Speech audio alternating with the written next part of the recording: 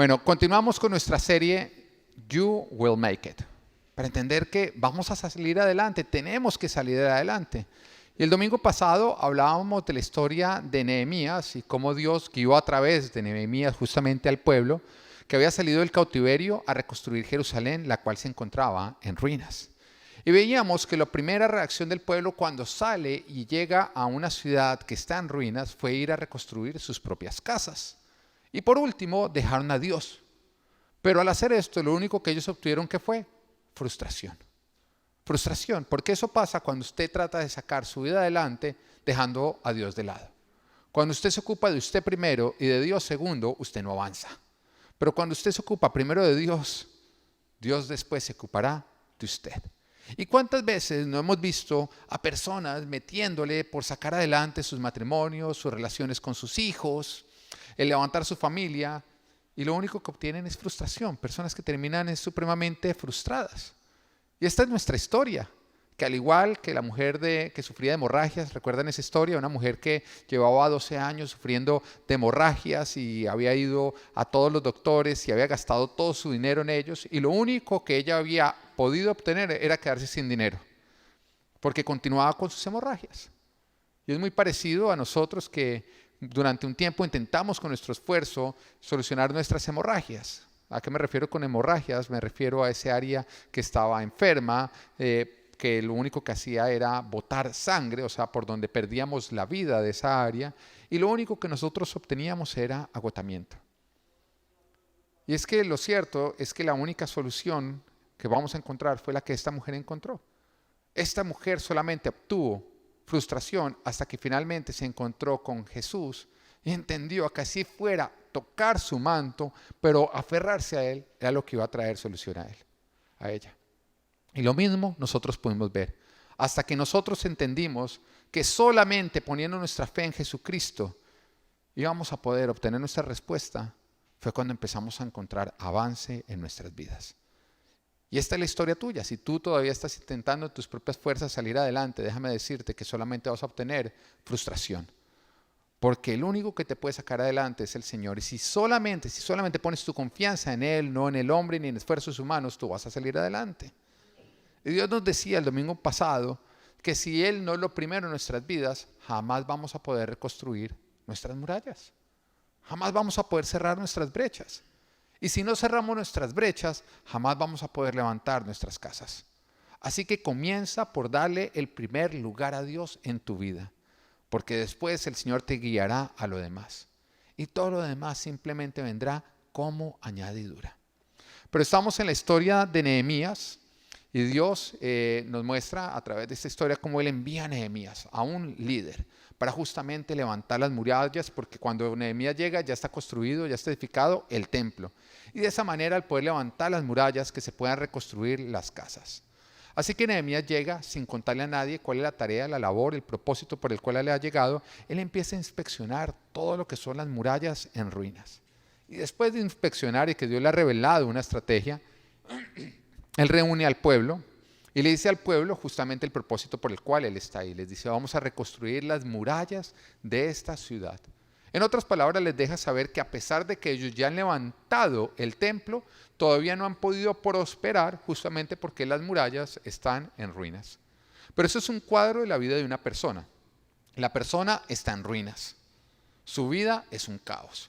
Así que finalmente decide entregarle su vida al Señor Jesucristo. En el momento que tú haces a Dios lo primero en tu vida, es el momento en el cual tú levantas un templo en tu corazón. Y la palabra de Dios nos dice que en ese momento, a partir de ese momento, nos convertimos en templo del Espíritu Santo. Porque como le hemos entregado el 100% de nuestro corazón al Señor, el Señor ha venido a habitar en nosotros. Pero hay muchas personas que se quedan en eso. Y a pesar de que ya le entregaron el 100% de su corazón al Señor, todavía viven en ruinas. Es como que el enemigo viene, los zarandea, los humilla y no logran prosperar. Porque después de que tú le has entregado el 100% de tu corazón al Señor, viene una segunda etapa que es levanta las murallas. En otras palabras, usa la palabra de Dios para edificar tu vida sobre esa palabra. Empieza a edificar lo que es tu área espiritual, relacional, profesional, física y ministerial, de acuerdo a lo que la palabra de Dios te dice. De esa manera le vas a cerrar toda brecha al enemigo. Y era justamente lo que estaba tratando de hacer en este momento Nehemías, era decirles, ya que Dios es lo primero en nuestras vidas, ahora vamos a edificar murallas para que el enemigo no pueda venir a saquearnos. Y el pueblo se emociona y dice, manos a la obra. Pero cuando ellos están con toda la intención de edificar murallas, los pueblos vecinos, que son enemigos de ellos, empiezan a enojarse, a burlarse y se proponen el frenarlos. Porque eso hace Satanás. Cuando Satanás se da cuenta que nosotros vamos a empezar a reconstruir las murallas y que él ya no va a poder encontrar brecha por donde meterse a hacernos daño, él empieza a enojarse, empieza a levantar burladores, que son personas que viven a nuestro alrededor, que no son creyentes y que se empiezan a reír de todos los cambios que nosotros empezamos a aplicar a nuestra vida, que están alineados a la palabra de Dios. Y entonces el diablo se propone frenarnos, desanimarnos, para que de esa manera nosotros no podamos continuar. Es curioso como hay personas que equivocadamente y sin soporte bíblico creen que cuando algo es fácil es porque es de Dios. Y uno hasta ha escuchado a personas que dicen, no, mire pastor, esto es de Dios porque todo se ha dado facilito. ¿Alguna vez lo ha oído? ¿Alguna vez lo ha dicho? Creer que porque algo se da facilito entonces es de Dios. Eso tiene que ser de Dios porque es facilito. Pastor, mire, ese carro que saqué no lo puedo pagar, pero es de Dios porque imagínese. Fueron a mirar mi crédito y les arrojó un número falso. Sin un peso en la cuenta, imagínense, saqué un Porsche. Entonces, porque se dan las cosas fáciles, creen que es de Dios, es lo que muchos creen. Y creen que si es difícil, es porque Dios no quiere que ellos se metan. Y muchos dicen, no, mire, yo me metí en eso, pero ¿sabe qué? Yo creo que Dios no me quería ir porque yo intenté y se levantó un montón de posición, las cosas se pusieron difíciles. Oiga, pero bíblicamente hablando, todos los propósitos de Dios siempre intentan ser frenados por el enemigo. Siempre que alguien estaba trabajando para sacar adelante los propósitos de Dios, el enemigo se levantaba a frenarlos. Y por eso el Señor nos advierte que si vamos a conquistar las tierras que tiene para nosotros, hay una instrucción, algo que nosotros tenemos que obedecer, que es, sea fuerte y sea valiente. Esfuércese y sea valiente. Porque siempre que nosotros vamos a hacer algo importante, el enemigo se va a levantar a intentar frenarnos. Porque si tuviera que ser fácil para ser de Dios, entonces Jesús nunca hubiera nacido. Porque desde que María iba a dar a luz empezaron todas las oposiciones, al punto de que cuando llegaron a Belén, donde le iban a nacer, no había posada, le tocó en un pesebre.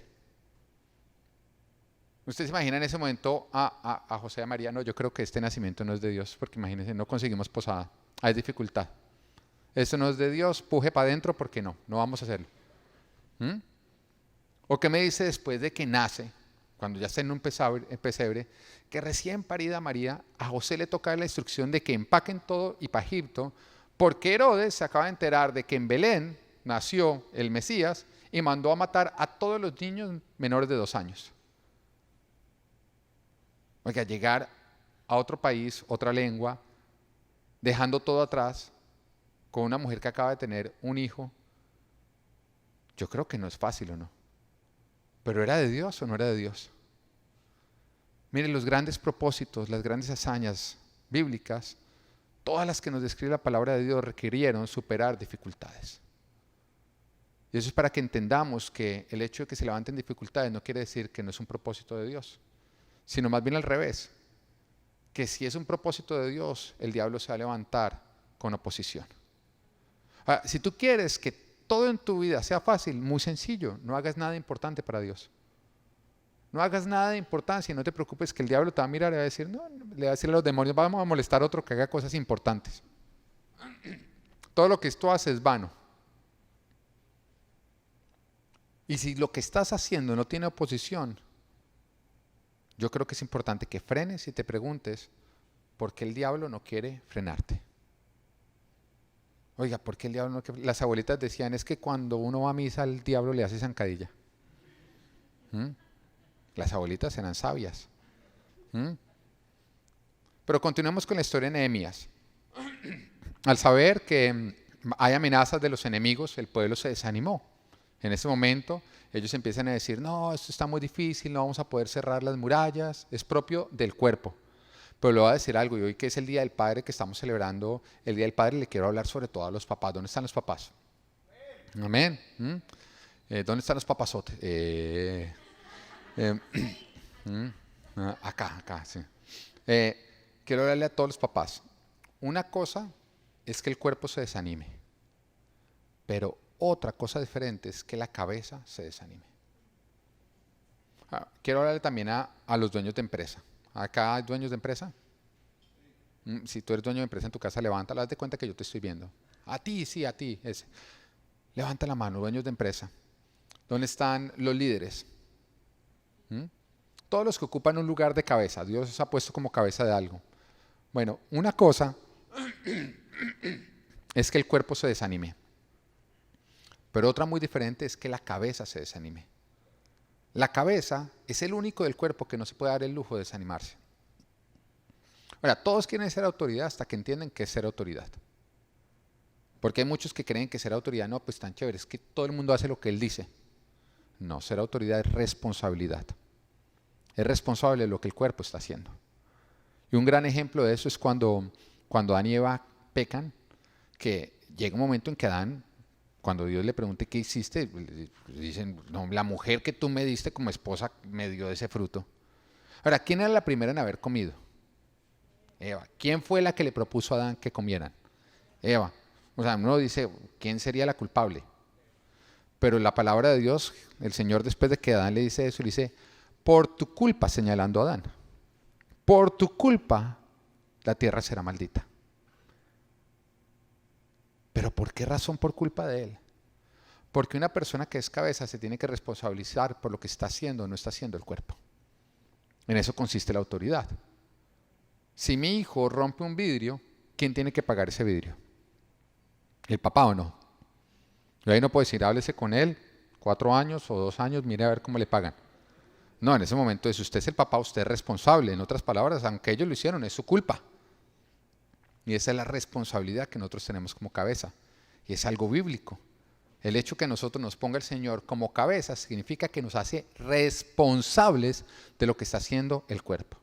Así que muy diferente es que el cuerpo se desanime a que la cabeza se desanime.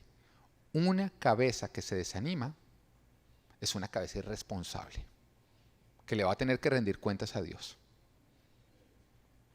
Así que cuando usted dice, yo llevo los pantalones de esta casa, amárreselos bien.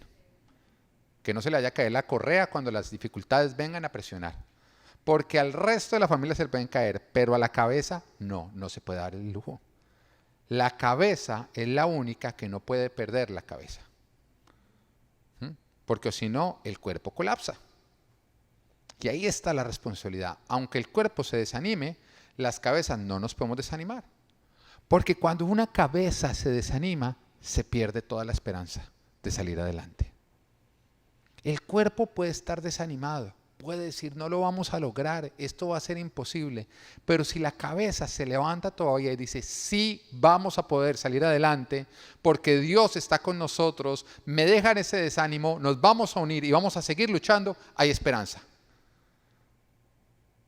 Pero aunque el cuerpo sea el que dice, vamos a salir adelante, si la cabeza dice, no, ya para qué, entiérreme vivo, ya, ahí se acabó toda esperanza. Y piense nada más, que usted va en un avión y de pronto empieza la turbulencia fuerte. Hay unos aviones que se siente la turbulencia. No sé si se acuerda cuando uno montaba en avión, ¿se acuerda de esas épocas anteriores en que uno podía montar en esa cosa voladora que se llamaba avión? Que uno iba a algo así que se llamaban vacaciones. No sé si se acuerdan o no. Bueno, uno iba a estos lugares ancestrales llamados aeropuertos y se montaba uno en un avión. Nostalgia, todos miran la lavadora como si fuera la ventana del avión y es la sábana corriendo así como en forma de nube. Y abren ahí el iPad y miran como si fuera el televisor. Bueno, imagínense que usted está en el avión y de pronto empieza una turbulencia fuerte. Y usted se pone nervioso y ve a las personas del lado nerviosas. Usted dice, uy, no, si se está moviendo harto, no.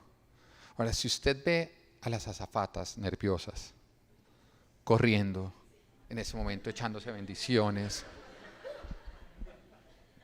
Uno ya se asusta más, ¿no? Oiga, pero si el piloto sale corriendo como una loca de la cabina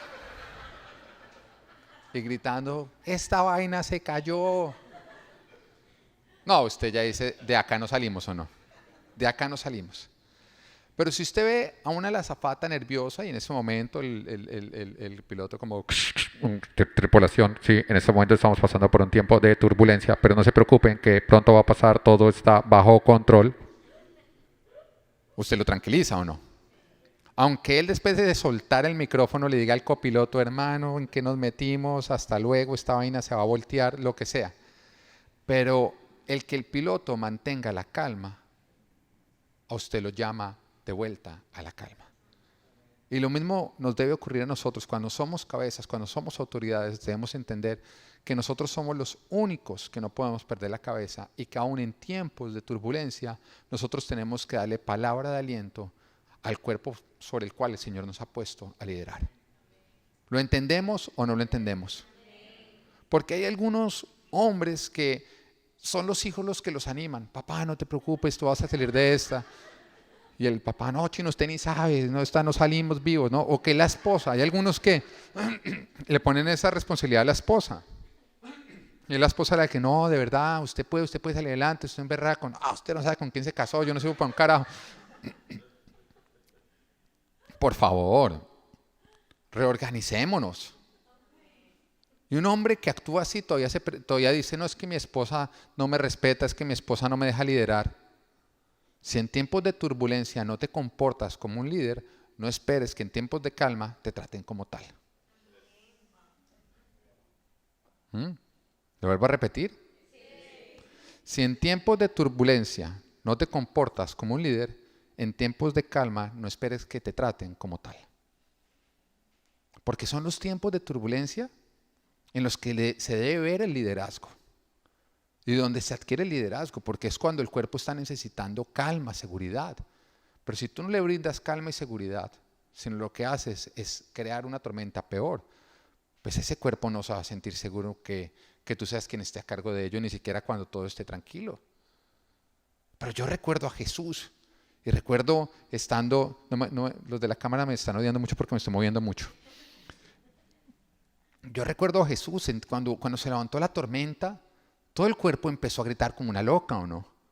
Estoy hablando de los apóstoles que están dentro de la barca. Y no, nos vamos a hundir. Y yo me imagino a Tomás, el incrédulo. Yo les dije que no le creyéramos, cómo nos fuimos a montar. Yo me imagino en ese momento, aprovechando la turbulencia, Judas robándole los relojes a los otros.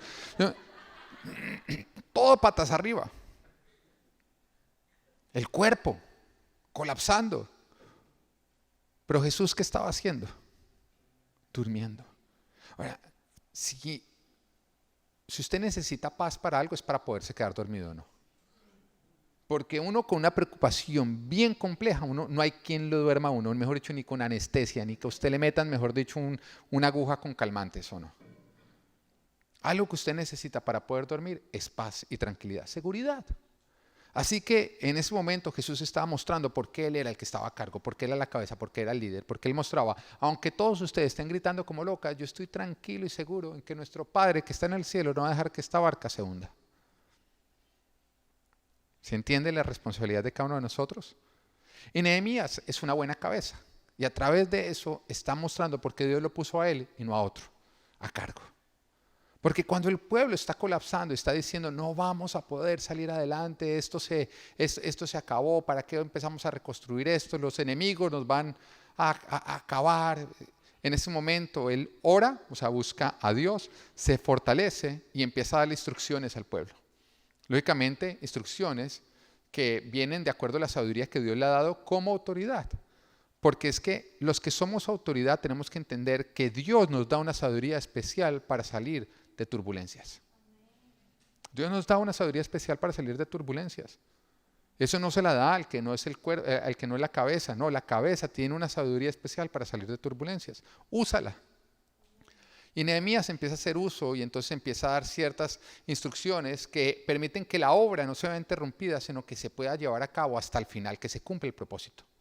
Y de las instrucciones que él da, yo saqué 4 instrucciones que Dios nos está dando para que no importa la turbulencia que haya afuera, nosotros podamos seguir reconstruyendo lo que Dios nos llamó a reconstruir. Amén. Entonces, ¿van a prestar atención? Lo primero que hizo Nehemías, punto número 1, fue llamó a la unidad familiar. Llamó a la unidad familiar. ¿Por qué llamó a la unidad familiar? Porque es justamente lo primero que se empieza a afectar en tiempos de turbulencia. Empieza a haber problemas económicos y empieza el esposo a pelear con la esposa y a echarse la culpa. Entonces la esposa le dice, es que usted no trabaja, y el esposo dice, sí, pero es que no es suficiente, usted la paga comprando zapatos, no hay hombre que resista esta cuenta. Y entonces el hijo se mete y entonces se descargan contra el hijo y empieza, mejor dicho, a haber un desorden donde termina siendo la suegra la que manda. Imagínense ese desorden.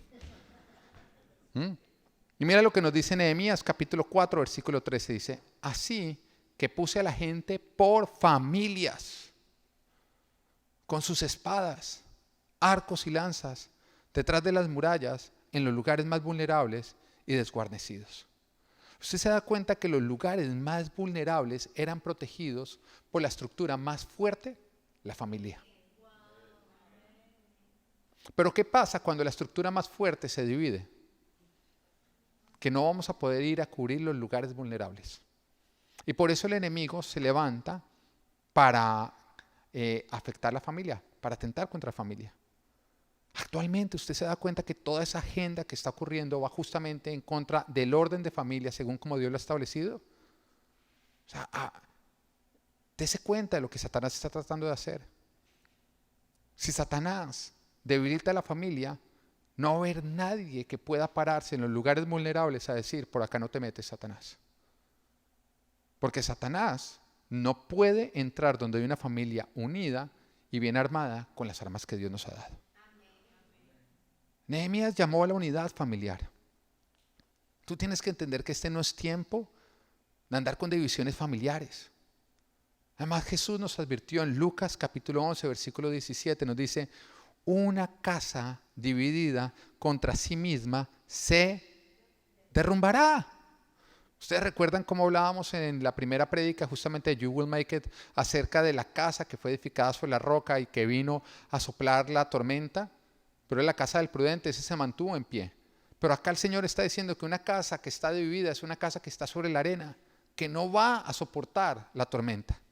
Ahora recuerda que la tormenta va a pegar tanto en casas de prudentes como de imprudentes. No hay una casa que no tenga que vivir la tormenta, pero no todas las casas van a poder superar la tormenta. Y el Señor está diciendo, una casa que está dividida se va a venir abajo, se va a derrumbar, no va a soportar la tormenta.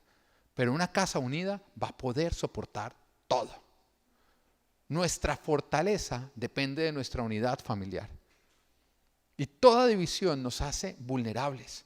Permite que el enemigo entre y nos empiece a atacar desde adentro. O sea, puede ser que tú todavía no hayas podido terminar de levantar murallas en ciertas áreas de tu vida. Y que el enemigo se quiera meter por ahí. Pero el Señor te dice, donde no has podido levantar murallas, entonces párate en unidad familiar.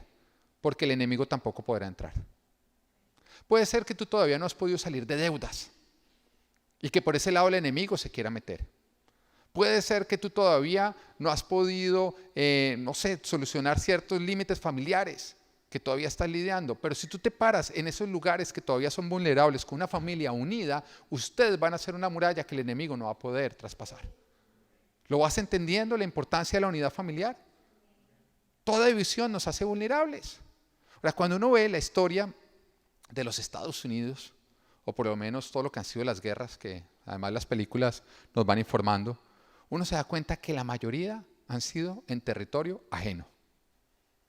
Porque Estados Unidos ha estado en muchas guerras, pero la mayoría ha sido en territorio ajeno. Y es por esto que los golpes más recordados siempre han ocurrido ¿en qué territorio? En el propio. Todo golpe, estoy hablando de una guerra que ha ocurrido en territorio propio, es supremamente recordado. Ejemplos de esos, Pearl Harbor. ¿Por qué? Porque nos hirieron en nuestro territorio. Otro golpe recordado, las Torres Gemelas. ¿Por qué? Porque es que se nos metieron en nuestro territorio. Oiga, pero peor que esto, peor que un golpe que ocurre en nuestro territorio, es cuando ocurre dentro de nuestro territorio y es ocasionado por los de adentro. Ese es el peor de los golpes. Porque una cosa es que el enemigo se meta y ocasione estragos. Y otra cosa diferente es que el mismo, o sea, la misma familia se convierta en el enemigo, los que causan estragos. Es algo completamente diferente. Una cosa diferente es que Satanás está viniendo a meterse a tu casa, a hacer estragos. Otra cosa es que los de tu casa ya se contaminaron tanto y hay tanta división que los mismos estragos Satanás se hace de lado. Deja ver y simplemente suelta a tu familia como entre ustedes se matan. Como entre nosotros nos hacemos daño. Eso no puede ocurrir. Hay un quote que saqué justamente de Captain America Civil War. Uno aprende de los Avengers, ¿no? Son profundos, ¿no? Pero de verdad, este quote es increíble. Dice, un imperio derrocado por sus enemigos puede surgir de nuevo. Pero uno que se desmorona desde adentro, ese está muerto para siempre. ¿Sí se acuerdan la parte esa de Civil War? Captain America.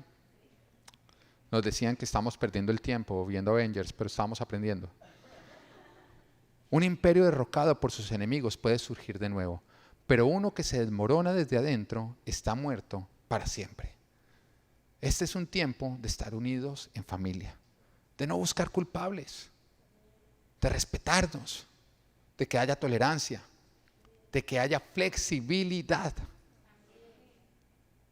Es tiempo de entender que solos no podemos, que debemos estar unidos, ahora más que nunca.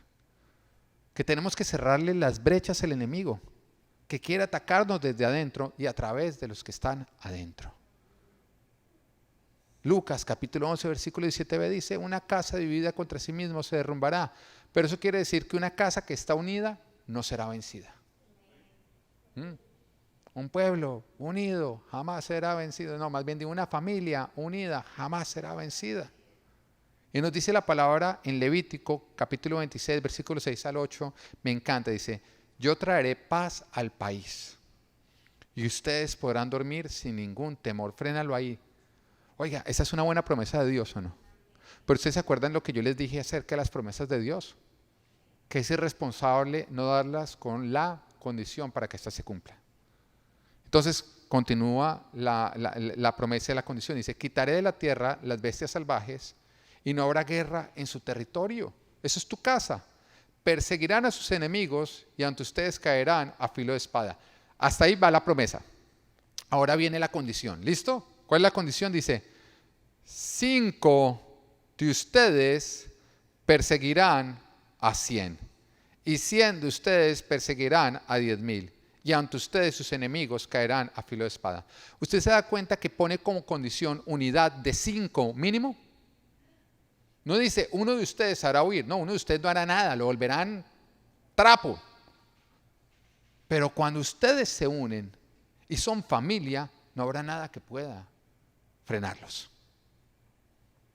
Es importante que entendamos que la unidad familiar es clave para que de esa manera el enemigo no pueda entrar y nosotros nos hagamos fuertes, más bien para ir a conquistar y arrebatar lo que nos pertenece.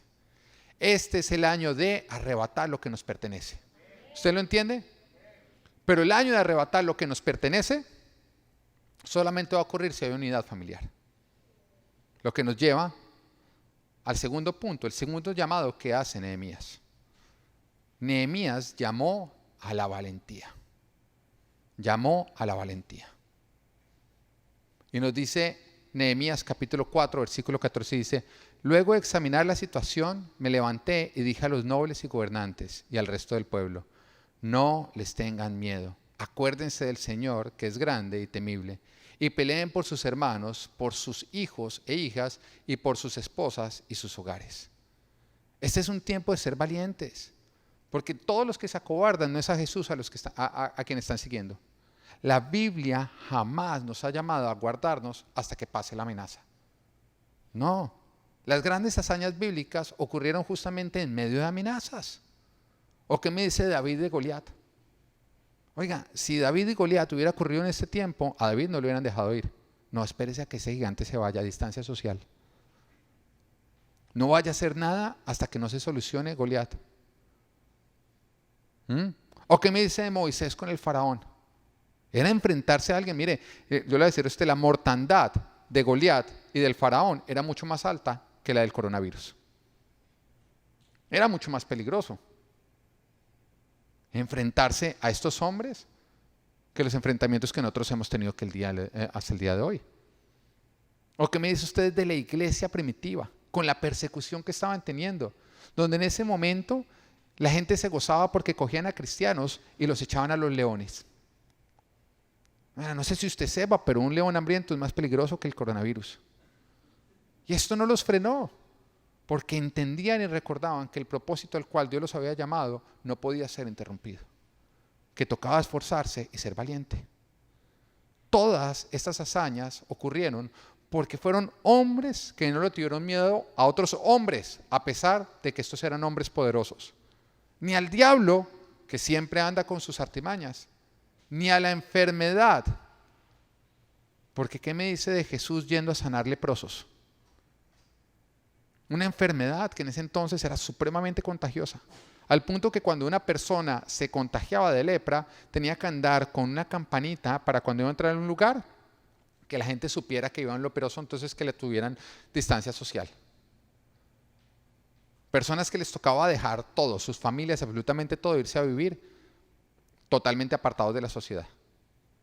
Y que Jesús se acercaba a sanarlos y en ese momento no era como que todos gritaban, Jesús no lo vaya a tocar, tóquelo con un palito, sánelo así de lejos. Sino que el Señor tocaba sin miedo a contagiarse. Estos no eran hombres que tenían miedo a esto, no, estos eran hombres que temían a Dios. Porque entendían que maldito el hombre que confía en el hombre. Pero bendito aquel que su confianza está puesta en Dios. Esto quiere decir que a pesar de las amenazas del hombre o de la naturaleza, la confianza nuestra tiene que seguir siendo puesta en Dios. Y que Dios debe ser quien determina lo que hacemos y lo que no hacemos. No las circunstancias, no el miedo. Ahora, ¿valentía qué es? Es permitir que nuestra fe haga callar nuestros miedos. Y lo quiero volver a repetir. Valentía es que nuestra fe haga callar nuestros miedos. Eso es valentía. Que nuestra fe haga callar nuestros miedos. Amén. El tercer llamado que hizo Nehemías llamó a no descuidar el trabajo. Llamó a no descuidar el trabajo. Algo supremamente importante. Dice Nehemías capítulo 4, versículo 17, dice, tanto los que reconstruían la muralla como los que acarreaban los materiales no descuidaban ni la obra ni la defensa. No fue como que ellos se guardaron y en este momento no es tiempo de no trabajar. No, el trabajo no se podía descuidar. Mira, este no es tiempo de ser un mal trabajador, este no es tiempo de ser perezoso, este no es tiempo de patear la lonchera y esperar que Dios simplemente te resuelva. Estamos viviendo un tiempo en que muchas empresas ya cerraron y muchas otras van a cerrar. Y varios se han quedado sin trabajo y varios se van a quedar sin trabajo. Pero la diferencia se va a ver entre los que son fieles y diligentes y los que no lo son. Eso es lo que va a hacer la diferencia. El que es fiel y diligente y el que no lo es. Porque la Biblia nos revela a través de la parábola de los talentos que quien es diligente, Dios le da más y le confía más. Ahora, cuando tú entiendes que quien te dio tu trabajo, quien te da tu provisión económica, quien te da todo tu avance profesional es Dios, tú entiendes que eso no depende del coronavirus o de la situación mundial o de cómo está la economía, no depende de Dios. Y que Dios siempre da más al que es fiel. Pero el que es vago, el que es mal trabajador, ya sea por miedo o por cualquier situación, va a perder hasta lo que no tiene. La excusa que sacó el de las 1000 monedas, cuando se presentó ante Dios con las 1000 monedas y dijo, mire, yo no puse a trabajar estas 1000 monedas, ¿cuál fue? Es que tuve miedo. Es que tuve miedo. ¿Qué es lo que muchas personas están diciendo? No, es que tengo miedo, es que tengo miedo. Y en ese momento el Señor dijo, ay no, si tienes miedo, si tienes toda la razón. El Señor le dijo, vago, perezoso, quítenle las 1000 monedas y pónganlo a aguantar necesidad. Que sepa lo que es el hambre. El Señor no es socialista, para nada. El socialismo es del diablo. Querer recibir cosas gratis, que tu esperanza sea en, ay no, que pongan gratis la educación, que pongan gratis la salud, que pongan gratis. Qué triste que nuestros jóvenes están siendo adoctrinados con eso. Pero un joven que piensa que la solución es que las cosas empiecen a ser gratis, es un joven que empieza a desarrollar vagancia. Porque ¿para qué me esfuerzo si todo va a ser gratis? La solución no es que nos esforcemos más, la solución es que las cosas empiecen a ser gratis. Ese no es el diseño de Dios. El diseño de Dios es que con el sudor de tu frente te ganes tu pan. No con el sudor de la frente del de al lado. Y ese es un diseño completamente diabólico. Ahora, yo espero que todos nuestros jóvenes, sobre todo le hablo mucho a los jóvenes, no reciban adoctrinamiento ni de Facebook, ni de los medios, ni de sus maestros rebeldes, reciban lo de la palabra de Dios. ¿Qué piensa la palabra de Dios? Porque eso no es una postura. ¿Qué partido político tú? No importa el partido político. Lo importante acá son los principios bíblicos. ¿A quién apoyamos? Pues el que se alinee a la palabra, punto. Porque puede ser demócrata y se alinea a la palabra, ahí está. Puede ser republicano y decide desviarse, pues hasta ahí va. Lo que nosotros buscamos es quien se alinea a la palabra de Dios, porque tú y yo seguimos a Jesús. Y al que en el camino siga a Jesús, a ese seguimos. ¿Lo vamos entendiendo o no lo vamos entendiendo? Usted deje de seguir a personas. Mire, hay cristianos que yo de verdad dudo que le hayan entregado su corazón a Jesús, porque se pone a seguir personas. Y no importa lo que esa persona está haciendo, a pesar de que se pone a hacer cosas que no van de acuerdo a la palabra de Dios, lo siguen siguiendo. Eso evidencia que usted no sigue a Jesús. Pero cuando usted sigue a Jesús, es muy sencillo. ¿A quién? ¿Por quién usted vota? Al que se alinee a Jesús, al que se ponga a seguir a Jesús. Y si esa misma persona se desalineara, hasta ahí usted lo sigue. Entonces, cuando le digan a usted por qué candidato va, diga, yo voy por Jesucristo. Y todo el que decida hacer la obra de Jesús acá y poner los principios de Dios acá y defender los principios de Dios, pues por ese yo voy. Si usted quiere seguir a Jesús. Pero bueno, estamos en el tema del trabajo. Entonces, en este tiempo muchas empresas cerrarán, pero la palabra de Dios nos muestra a través de la parábola de los talentos cómo el que es diligente siempre puede estar confiado que Dios le va a dar más, pero el que es vago va a perderlo hasta lo que no tiene. Y déjame decirte que las promesas de Dios no son para los tiempos buenos. Las promesas de Dios no dependen de que la economía esté bien.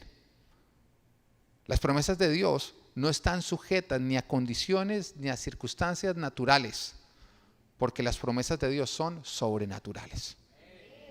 Eso quiere decir que aunque la economía esté por el piso, Dios te puede bendecir. Eso quiere decir que aunque todo el mundo esté perdiendo su trabajo, Dios te puede dar el mejor trabajo de toda tu vida. Pero no es como que tú llegues y dices, Señor, mire, yo he sido fiel, y usted pues ha prometido que el que es fiel le va a dar más, y el Señor te dice, no, pero es que llegó esta pandemia, yo quería que fuera el año de arrebatar, pero es que esos chinos...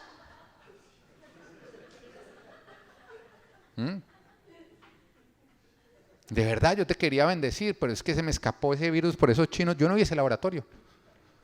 Entenderás, soluciona la economía y después te empieza a cumplir tus promesas. ¿Tú crees que Dios depende de cómo está la economía para cumplir su promesa en tu vida? No, tú puedes vivir las promesas de Dios con toda su abundancia, aún en tiempos difíciles. Pero también tienes que entender que para que Dios te dé más, tú tienes que ser fiel. Y todos estamos llamados a dar la milla extra en nuestro trabajo. Pero ese no es tiempo de que si entras a las 8, tú llegas a las 8 en punto y sales a las 5, mejor dicho, 4:59, este ya tiene colgada la cartera. No, este es tiempo de dar la milla extra. Usted recuerda lo que la palabra de Dios dice, si te piden que lleve la carga 1 kilómetro, llévala 2. Ese es el llamado a los cristianos. Un cristiano que lleva la carga 1 kilómetro es un cristiano que no vive de acuerdo a lo que Jesús ha establecido. Es llévalo 2. Eso quiere decir que si te toca entrar a las 8, llega faltando 1/4 para las 8. Y si te toca irte a las 5, no, vete después. Y que tu trabajo puedan contar contigo. Yo no estoy diciendo que tú le entregues a tu trabajo el tiempo de tu familia. Te estoy diciendo que te organices para poder ser el mejor trabajador de tu empresa. Que si tienes un cliente, no es como que le vendiste hasta acá y si él te pidió más, yo le cobro hasta lo que no tiene. No, es tiempo de dar una milla extra. Es tiempo de cuidar, es tiempo de ser los mejores trabajadores. Y es ahí donde vamos a poder ver que aún en tiempos de dificultad el Señor nos da más. ¿Y sabes qué te va a dar de más? Te va a dar lo que el Señor le quita a los vagos. Tú dices, ¿de dónde vas a sacar más? No te preocupes, del de al lado que es un vago, el Señor te va a dar a ti. Este es tiempo de ser el mejor trabajador, de ser diligente y de ser fiel con lo que Dios nos ha confiado. El cuarto llamado que hizo Nehemías fue un llamado a no descuidar nuestra defensa espiritual. Llamado a no descuidar tu defensa espiritual. En Nehemías capítulo 4, versículo 13 dice, así que puse a la gente por familias, con sus espadas, arcos y lanzas, detrás de las murallas, en los lugares más vulnerables y desguarnecidos. El versículo 18 nos dice, todos los que trabajaban en la reconstrucción llevaban la espada a la cintura. Usted se da cuenta que a pesar de que ellos tenían que trabajar y extra, ellos no descuidaban lo que era su defensa espiritual. Porque hay algunos que, no, es que ahorita en este tiempo me ha tocado trabajar más duro con los niños en la casa, entonces pues yo ya descuidé la oración, la lectura de la palabra, ya el domingo no es el día del Señor, sino más bien un domingo al mes. Porque nos sobretareamos en el trabajo extra que nos está trayendo las condiciones actuales, entonces descuidamos nuestra defensa espiritual. No, este es tiempo de no descuidar nuestras armas y disciplinas espirituales. Ten cuidado de no enfriarte. Ahora, ¿todos recuerdan cuáles son las disciplinas espirituales? Son 5. Entonces, ¿cuál es la primera? Hablen, digan duro. Oración. La segunda, leer la Biblia. La tercera, no. El ayuno. La cuarta, ir a la iglesia. Y la quinta, el diezmo. Son 5 armas espirituales que el Señor nos ha dado. Esos son nuestros escudos, nuestra lanza, nuestras flechas. Esto es lo que Dios nos dio, que es orar, leer la palabra, congregarnos en la iglesia, ayunar y diezmar. Son 5 armas. Bueno, ese es un tiempo en el cual tú no te puedes alejar de la oración, porque orar es caminar con Dios. Eso es orar, es caminar con Dios, es depender de Él. Ese es un tiempo en el que no te puedes alejar de la palabra, en el cual tú tienes que seguir meditando en ella todos los días de tu vida.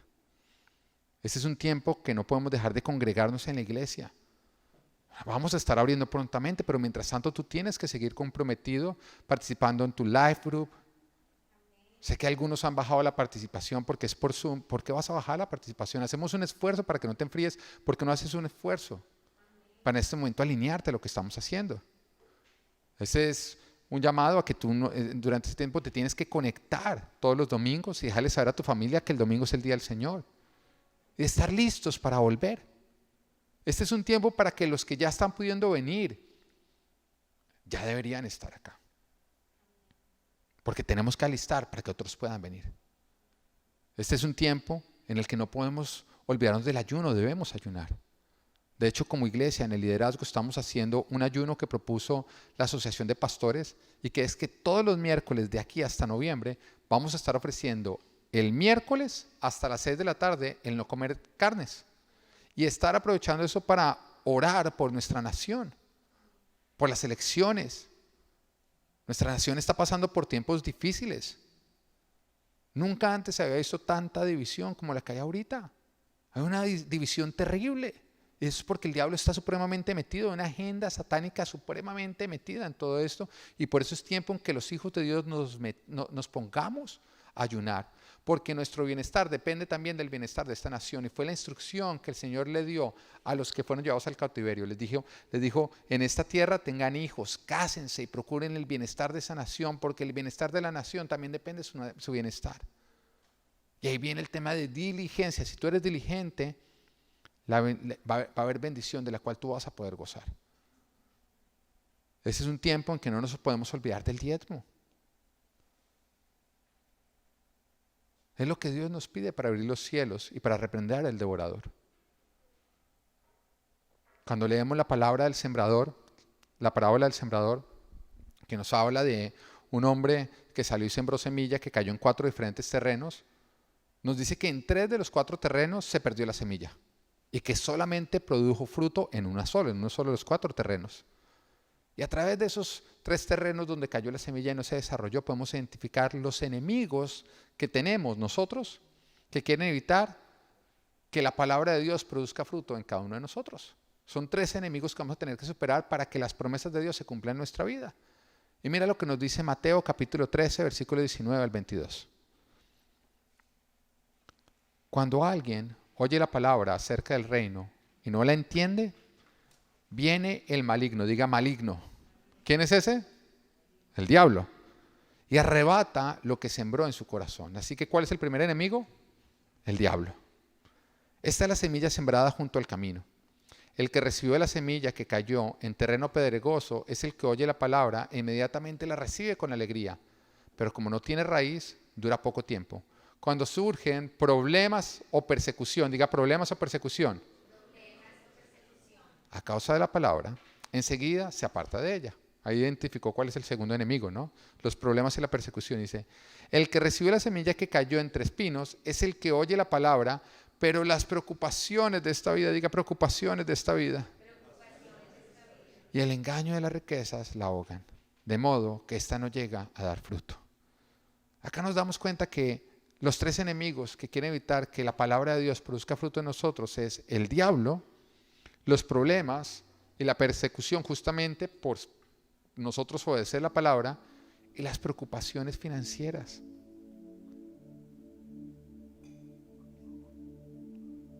Pero dígame que estos enemigos no los estamos viendo atacando fuertemente en este tiempo. El diablo, oiga, está atacando más que nunca. No se queda quieto. Los problemas y las persecuciones están por todas partes. Las preocupaciones económicas no dejan de presionar. Pero todo esto es el diablo, buscando que nosotros bajemos nuestras armas espirituales. Porque sabe que un cristiano que se mantiene firme en la palabra, que no suelta la oración, que ayuna con valentía, que no se aleja de la manada, o sea, que se congrega en la iglesia, y que no pone su confianza en el 10% de su dinero, sino el 100% de su Dios, es un cristiano que no va a poder ser vencido, que va a cumplir con su propósito aún en tiempos difíciles, que aún en tiempos difíciles va a disfrutar de bendición. En tiempos de Nehemías, los enemigos amenazaban, buscaban intimidar, desanimar. Lo que realmente ellos querían ocasionar era la división familiar, que entre ellos mismos se destruyeran. Querían provocar cobardía, para esa manera robarles la fe. Querían ocasionarles desánimo en el trabajo, para que ellos descuidaran lo que les había sido confiado, para que ellos pasaran hambre. Querían ocasionar que ellos bajaran sus armas, para volverlos indefensos. Pero el llamado de Nehemías es sencillo. Nehemías les está diciendo: no cedan ante la intimidación del enemigo. Manténganse firmes y parados en su fe. Que es lo que Dios te dice en el día de hoy. You will make it. Párate en tu fe. Amén.